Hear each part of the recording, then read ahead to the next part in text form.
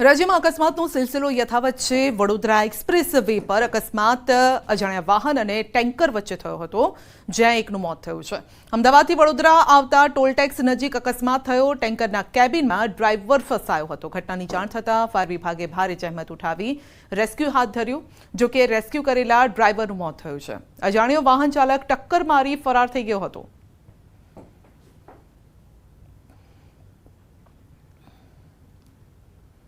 Vacation દરમિયાન જો તમે કોઈ રાઇડમાં બેસો તો સાવધાન રહેજો, કારણ કે સુરતના બારડોલીમાં દુર્ઘટના ઘટી છે। બારડોલીના સ્વરાજ આશ્રમના મેદાન પર મેળામાં દુર્ઘટના ઘટી છે। રાઇડ જલ્દી ચાલુ ન કરાતા લોકો રાઇડ પરથી ઉતરી રહ્યા હતા અને લોકોને ઉતરતા જોઈ રાઇડના ઓપરેટરે ઉતાવળે રાઇડ ચાલુ કરી અને એ સમયે જ ઉતરતી વખતે રાઇડ ચાલુ થઈ જતા એક બાળક અને મહિલા સમયે રાઇડ ચાલુ થતા બંને ઢસડાઈ ગયા। આ દુર્ઘટનામાં મહિલાને પગના ભાગે ઈજા થઈ છે અને આ ઘટના બાદ મેળામાં હાજર લોકો એકઠા થઈ ગયા। લોકોએ મેળાના સંચાલકનો ઉધડો લઈ અને ભારે હોબાળો મચાવ્યો। જોકે સમજાવટ બાદ સમગ્ર મામલો થાળે પડ્યો હોત, પરંતુ આવા સમયે કોઈનો જીવ પણ જઈ શક્યો હોત।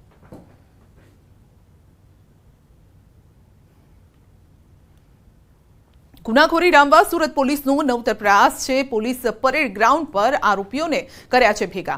વિવિધ ગુનાઓના આરોપીઓને ભેગા કર્યા, ફરીથી ગુના ન કરવા સમજાવવામાં આવ્યા। ઉમરા, વેસુ, અલથાણ સહિતના આરોપી એક ગ્રાઉન્ડમાં જોવા મળ્યા।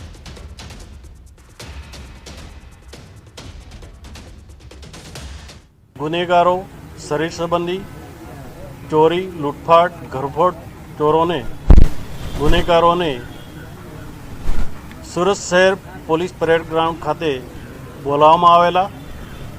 તમામ ગુનેગારોને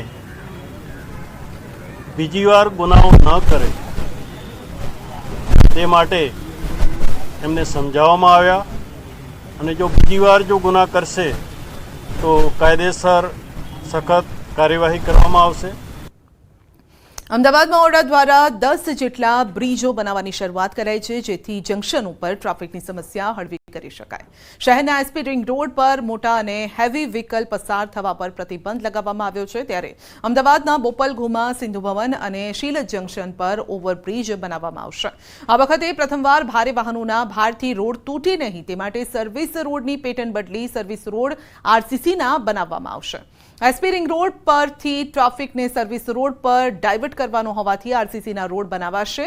સર્વિસ રોડ આરસીસી રોડ બનતા રોડની ગુણવત્તા પણ સુધરશે।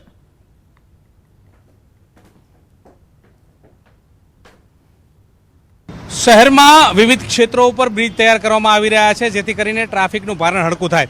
આ જ પ્રકારનો બ્રિજ જે છે તે સિલજ પાસે બનાવવામાં આવશે। અત્યારે હાલ જોઈ રહ્યા છો કે બપોરનો સમય છે, ટ્રાફિક જે છે તે પૂરજોશમાં જોવા મળી રહ્યો છે। જો કે અહીંયા બ્રિજ નિર્માણ થશે। બ્રિજ નિર્માણ થાય તે પહેલાં જે સર્વિસ રોડનો વિસ્તાર જે છે ત્યાં જે આરસીસીનો રોડ જે છે તે બનાવવાની જહેમત જે છે તે કરવામાં આવશે। અત્યારે હાલ આ પ્રકારનો નકશો જે છે તે ઔડા દ્વારા તૈયાર કરી દેવામાં આવ્યો છે। ઔડા જે છે તે સર્વિસ રોડ ઉપર પણ આરસીસી રોડ જે છે તે તૈયાર કરશે, જેથી કરીને ભારે વાહનો આ રોડ ઉપરથી પસાર થાય તો રોડની ગુણવત્તા જે છે તે જળવાઈ રહે તે પ્રકારના પ્રયત્નો હાથ ધરશે। મહત્વનું એ છે કે ભારે વાહનો જે છે તે બ્રિજ નિર્માણ કરવાના સમયે પસાર થતા હોય છે, જેના કારણે ડાયવર્ઝન આપવામાં આવતા હોય છે અને સર્વિસ રોડ પર ડાયવર્ઝન આપવામાં આવતા હોય છે।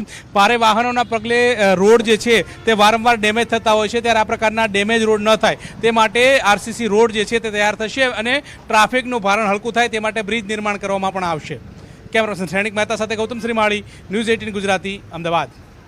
બુલેટિનમાં અત્યારે બસ આટલું જ। વધુ સમાચાર અને અપડેટ માટે જોડાયેલા રહેશો ન્યૂઝ 18 ગુજરાતી સાથે। નમસ્કાર। રહેણાંક મકાનના નળિયા અને છાપરા ઉડ્યા, મરચાના વેપારીઓના મંડપો પડ્યા।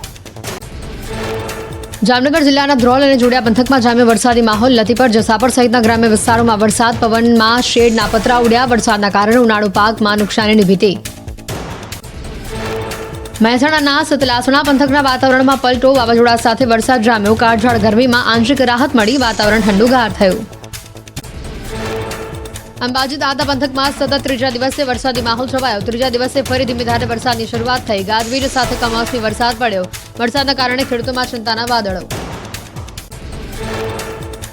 રાજકોટના પડધરીમાં વરસાદ ખાબક્યો. શ્રીમદ ભાગવત સપ્તાહમાં વરસાદ બન્યો વિલન. પડધરીના જીલરિયા ગામે પડ્યો હતો ધોધમાર વરસાદ. ભાગવત સપ્તાહના મંડપને થયું નુકસાન. રાજકોટના ઉપલેટા શહેર અને ગ્રામ્ય વિસ્તારમાં વરસાદ નોંધાયો. વીજળીના કડાકા ભડાકા સાથે ધોધમાર વરસાદ થયો. ભારે પવનના કારણે હેરિટેજ બિલ્ડિંગની ઘડિયાળને પણ નુકસાન. ક્રિકેટ ગ્રાઉન્ડમાં રહેલા ઇલેક્ટ્રિક લાઇટિંગ પોલ પણ થયા ધરાશાયી. બોટાદ શહેર અને જિલ્લાના ગ્રામ્ય વિસ્તારોમાં વરસાદી માહોલ છવાયો. કાળા ડિબાંગ વાદળો અને વીજળીના કડાકા ભડાકા સાથે વરસાદ પડ્યો. વાદળછાયા વાતાવરણ વચ્ચે ઝરમર વરસાદ પડ્યો. વરસાદના લીધે ગરમીથી આંશિક રાહત મળી. ડાંગ જિલ્લામાં સતત 5મા દિવસે વરસાદ પડ્યો. આહવા, વઘઈ સહિતના વિસ્તારોમાં વરસાદી માહોલ. સાપુતારા વઘઈ માર્ગ પરથી પવનથી વૃક્ષો ધરાશાયી થવાની ઘટના સામે આવી. વાહન ચાલકોએ સાવચેતી રાખવા વહીવટ વિભાગે કરી અપીલ. દ્વારકા જિલ્લામાં ખંભાળિયામાં વાતાવરણમાં પલટો આવ્યો. ફોર્ટ, મોટી ખોખરી, લાલપરડામાં પવન સાથે વરસાદ. કેટલાક વિસ્તારોમાં ધૂળની ડમરીઓ પણ ઉડી. કમોસમી વરસાદથી ખેડૂતોની ચિંતામાં વધારો. મોરબીમાં ભારે પવનના કારણે હોર્ડિંગ થયું ધરાશાયી. મહાકાય હોર્ડિંગ ઉડીને રોડ પર પડ્યું. સદનસીબે નીચેથી પસાર થતો બાઇક ચાલક બચ્યો. શહેરમાં આડેધડ લગાવેલા હોર્ડિંગ્સ બન્યા જોખમી. સમગ્ર ઘટનાનો વિડીયો સોશિયલ મીડિયામાં વાયરલ. અમરેલીના ખાંભાગીરમાં કમોસમી વરસાદ. ગાજવીજ સાથે કમોસમી વરસાદ ખાબક્યો. ભારે પવન ફૂંકાતા મિની વાવાઝોડા જેવી સ્થિતિ સર્જાઈ. ઉનાળુ પાક કેરી, તલને નુકસાનની ભીતિ. ખેડૂતો ચિંતામાં. પોરબંદરના ઘેડ પંથકમાં વરસાદ. ઘેડના ગ્રામ્ય વિસ્તારોમાં વરસાદ ખાબક્યો. ભોગસર, કાંસાબડ અને છત્રાવા ગામે વરસાદ વરસ્યો.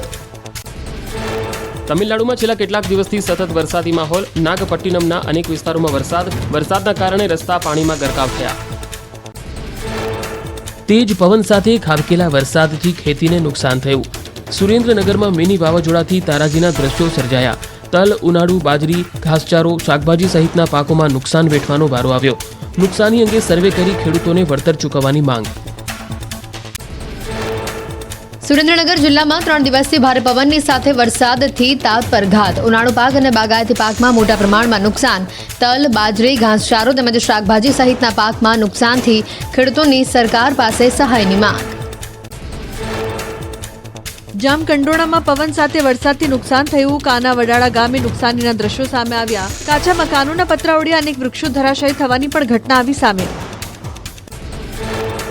વરસાદ અને કરા સાથે તોફાની માહોલને કારણે કેરીના પાકનો કચ્ચરઘાણ વળી ગયો. ધરમપુર અને કપરાડાના અંતરિયાળ વિસ્તારમાં કેરીના પાકને મોટા પાયે નુકસાન પહોંચ્યું. આંબાવાડીમાં ખેડૂતોને મોઢે આવેલો કોળિયો છીનવાઈ ગયો. અમરેલી જિલ્લામાં કમોસમી વરસાદથી થયેલા નુકસાનને લઈને સહાયની માંગ. ભાજપ લોકસભા ઉમેદવાર ભરત સુતરિયાએ સીએમને લખ્યો પત્ર. બાબરા જીનિંગ મિલ, જીઆઈડીસી ખેતીને નુકસાન મુદ્દે રજૂઆત કરી. કમોસમી વરસાદથી થયેલા નુકસાનનો સર્વે કરવા માંગ. કિસાન કોંગ્રેસના ચેરમેન પાલ આંબલિયાએ સીએમને પત્ર લખ્યો. સીએમ અને કૃષિમંત્રીને પત્ર લખીને સર્વેની માંગણી કરી. વરસાદ બાદ 48 થી 72 કલાકમાં સર્વેની કરી માંગણી. કમોસમી વરસાદના કારણે રાજ્યમાં પાક નુકસાન સર્વેની કામગીરી પૂરજોશમાં. પાક નુકસાનીનો ફાઇનલ રિપોર્ટ 17 મે બાદ મંગાવવામાં આવશે. કમોસમી વરસાદથી નુકસાનને પગલે કૃષિ વિભાગે જરૂરી માર્ગદર્શન અને સૂચનાઓ આપી. રાજકોટમાં આજી 2 ડેમ 73.76 મીટર સુધી ભરાયો. સિંચાઈ વિભાગ તરફથી ડેમના નીચાણવાળા વિસ્તારોને સાવચેત રહેવા સૂચના અપાઈ. નીચાણવાળા ગામના લોકોને નદીના પટમાં ન જવા અપીલ કરાઈ. ડેમમાંથી ખેતી માટે સિંચાઈનું મળે છે પાણી. 15 જૂને ગુજરાતમાં થઈ શકે છે ચોમાસાનું આગમન. ચોમાસાને લઈને હવામાન વિભાગે વ્યક્ત કર્યું છે અનુમાન. 31 મેના રોજ કેરળમાં ચોમાસું બેસી શકે. હવામાન વિભાગે આવતીકાલે ઉત્તર ગુજરાત અને સૌરાષ્ટ્રમાં વરસાદની કરી છે આગાહી. બનાસકાંઠા, પાટણ, અમદાવાદમાં આવતીકાલે વરસાદની સંભાવના. ડાંગ, મહીસાગર અને દાહોદમાં પણ વરસાદની આગાહી. આવતીકાલે કચ્છ, સૌરાષ્ટ્રના તમામ જિલ્લામાં વરસાદની શક્યતા. ગુજરાતમાં રાબેતા મુજબ થશે ચોમાસાનું આગમન. ચોમાસાને લઈને પરેશ ગોસ્વામીનું અનુમાન. દેશમાં સામાન્ય કરતા 4 દિવસ વહેલું બેસી શકે છે ચોમાસું. મુંબઈ સુધી ચોમાસું વહેલું રહેશે. ગુજરાતમાં 14 કે 15 જૂને ચોમાસાનું આગમન. 1 જૂને કેરળમાં ચોમાસાના આગમનની સંભાવના. ચોમાસાને લઈને ખાનગી હવામાન સંસ્થા સ્કાયમેટનું અનુમાન. ચોમાસાને લઈને સ્કાયમેટે આપેલી તારીખમાં 3 દિવસની વધઘટની સંભાવના. 2023માં હવામાન વિભાગ અને સ્કાયમેટ બંનેનું અનુમાન પડ્યું હતું સાચું. ખેડૂતો માટે આનંદના સમાચાર. દેશમાં વહેલું બેસી શકે ચોમાસું. હવે માત્ર 14 દિવસમાં કેરળમાં પહોંચી જશે ચોમાસું. હવામાન વિભાગે જાહેર કરી તારીખ. 31 મેના રોજ કેરળમાં ચોમાસું પહોંચવાનું જાહેર કરાયું અનુમાન. આવતીકાલથી વરસાદ અઠવાડિયું લઈ શકે છે વિરામ. હવામાન નિષ્ણાત અંબાલાલ પટેલે કરી આગાહી. વિરામ બાદ 24 મે થી 5 જૂન વચ્ચે ફરી ગુજરાતમાં વરસાદનો રાઉન્ડ આવશે.